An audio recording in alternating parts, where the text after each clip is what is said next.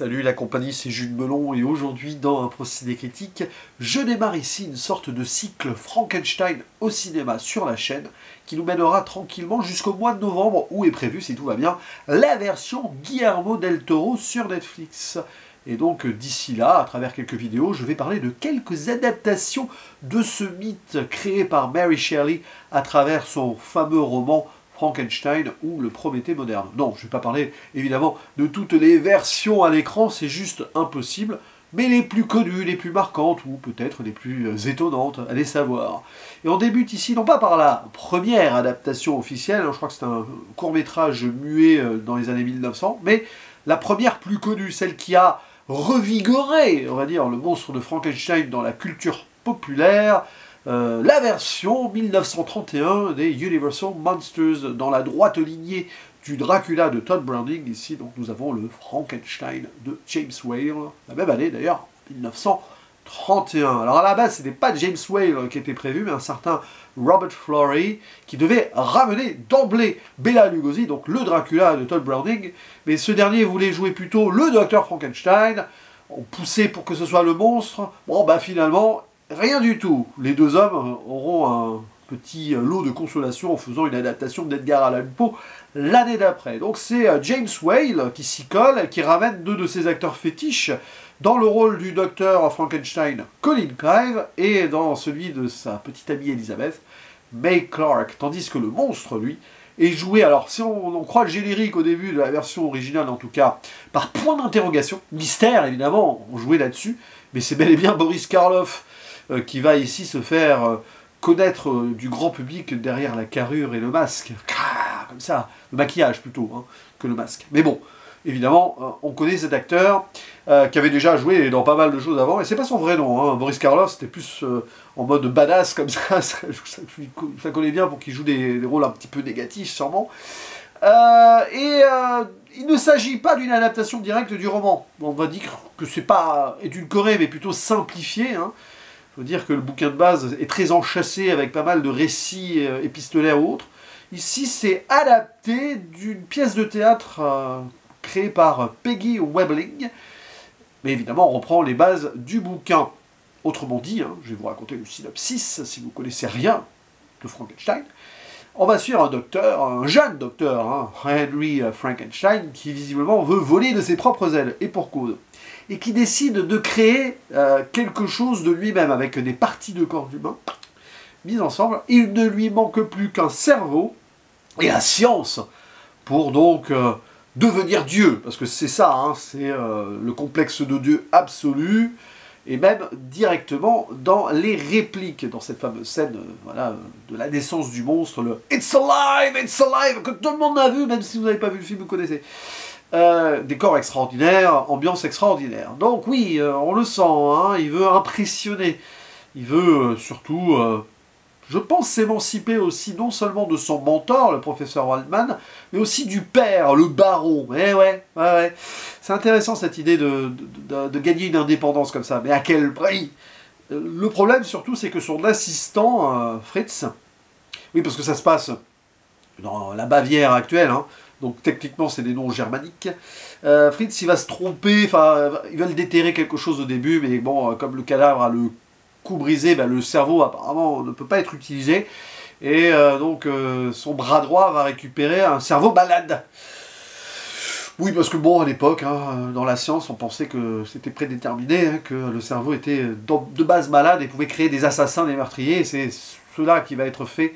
Le cerveau d'un mauvais homme dans la tête de ce monstre créé par l'électricité, par la galvanisation au sens scientifique du terme, et évidemment, quand le monstre se réveille, il va pas se laisser faire, il va essayer de s'échapper, lui aussi voler de ses propres ailes, un peu comme son créateur de base, hein. Il va tuer, et pas que des hommes et des adultes. Bon, évidemment, c'est cultissime. C'est un film que j'avais vu vaguement une fois. Alors c'est marrant parce que quand t'es plus jeune, tu vois ça, tu trouves ça peut-être désuet quand tu es ado, ou tu t'intéresses pas vraiment ultimement à fond comme tu le devrais, parce que c'était peut-être à ce cinéma-là. Et depuis, j'en ai vu tellement d'extraits, évidemment le bouquin aussi est passé, hein, tout ça. que le revoir là en pleine conscience vraiment adulte, bah, c'était une évidence. Ce qui fonctionne ici, évidemment, c'est le côté brut de décoffrage direct.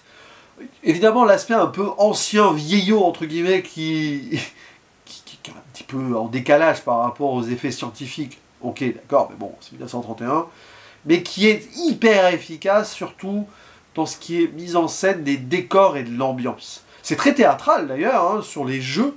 C'est adapté d'une pièce de théâtre. C'était le cas de beaucoup de films à l'époque aussi qui avaient cette interprétation, notamment dans les films un peu plus horrifiques. Et une caractérisation directe de l'ambiance qui est magnifiée par un jeu de lumière de noir et blanc. On s'en rend peut-être pas compte comme ça de prime abord, mais il y a un immense travail.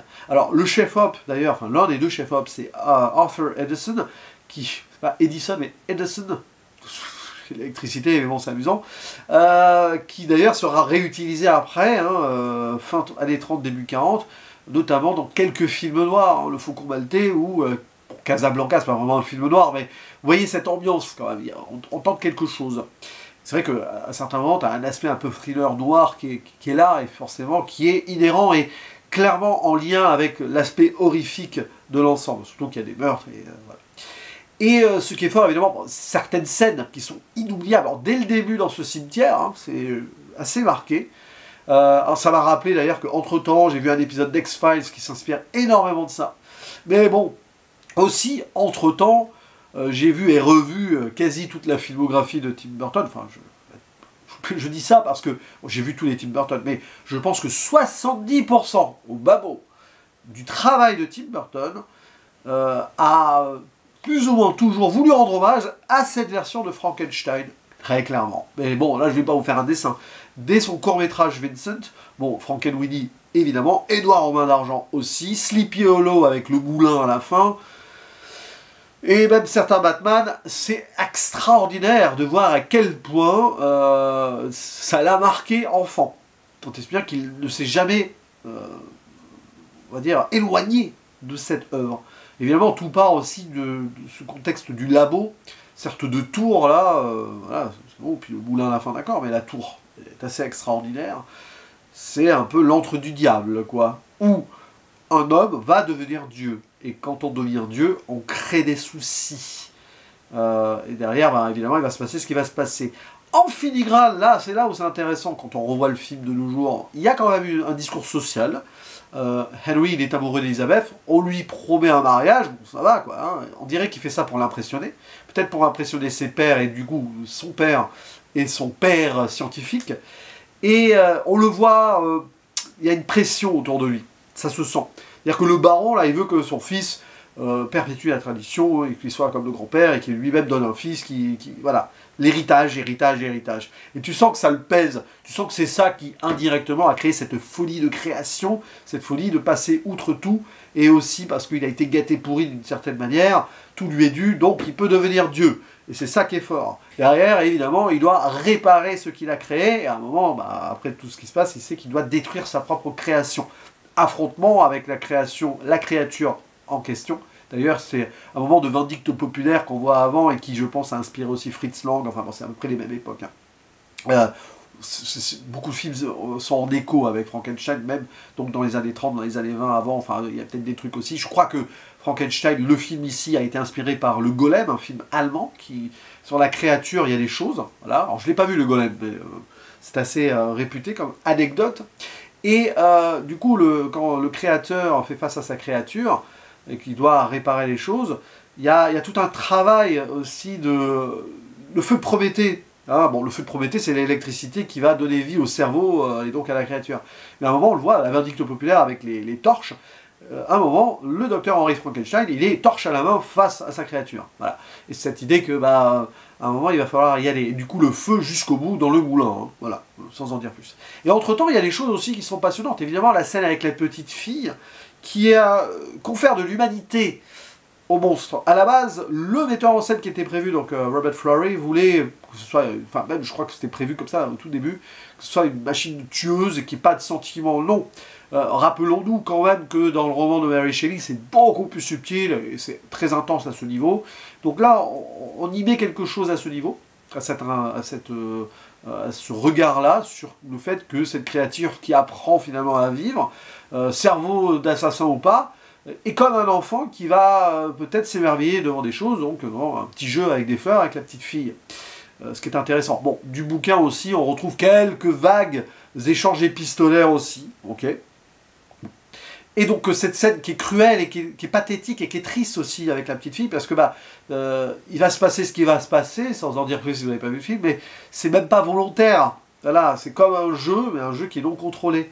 D'ailleurs, scène qui est assez choquante pour l'époque, qui a été coupée, comme certains autres instants, après 1934, quand le film continuait à être montré et tout, parce qu'il y a eu le Code Hays qui s'est intensifié, voilà, et du coup ce film est ce qu'on appelle une production pré-code, ou qui osait des trucs qui n'auraient pas été osés si le film avait été fait en 34 ou 35, quoi.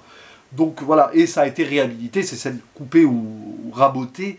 Plus tard, je crois qu'il a fallu attendre quand même les années 80 hein, pour remettre cela dans le circuit, sûrement sur des éditions VHS, etc. Donc, il y a plein de choses intéressantes sur le plan humain, sur le plan social, sur le rapport aussi à cette créature qui vit et qu'on ne voit pas tant que ça à l'écran quand même. Et évidemment, bon, à un moment, ça finira comme ça doit finir. Ça finit presque de façon ironique hein, sur le destin de notre cher docteur Henry Frankenstein, et pour le monstre en tant que tel, il y a une suite.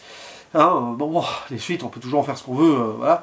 C'est une suite à succès, 1935. J'en parlerai de la fiancée de Frankenstein, de ce cycle Universal et tout ce qui en découle. Le seul, d'ailleurs, que je ferai donc, de cette tranche-là des adaptations Frankenstein, je crois qu'il y a une dizaine, après, d'autres suites plus ou moins intéressantes, avec des croisements, etc. Mais parce qu'il paraît qu'elle est bien.